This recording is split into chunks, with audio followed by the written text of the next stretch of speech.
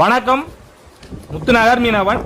நீ நம்ம என்ன வீடியோ பார்க்க போறோம் அப்படின்னா, நம்ம இன்னைக்கு சமையல் வீடியோ தான் பார்க்க போறோம். இன்னைக்கு நம்ம தங்கக்கடல்ல 4வது நாள். இன்னைக்கு நம்ம மீனை பிடிச்சிட்டு நம்ம கரைக்கு போயிடுவோம்.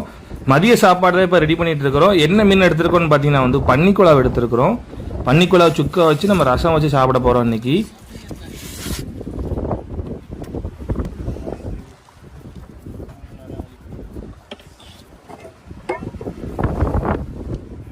மாமி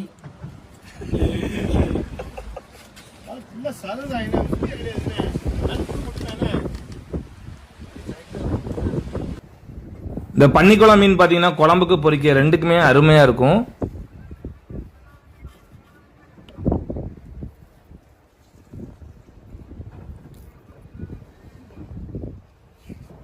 இப்போ மீனை வெட்டி முடிச்சாச்சு. நம்ம கடல் தண்ணியில் 2 நேரம் அலசிட்டு நல்ல தண்ணியில் 1 நேரம் அலசுவோம். அலசிட்டு முதல்ல சுக்கா வைக்கிற கணச்சின்னு பார்த்தீங்கன்னா மீனை வந்து பொரிச்சிருவோம். பொரிச்சுட்டு தான் நம்ம சுக்கா வைப்போம்.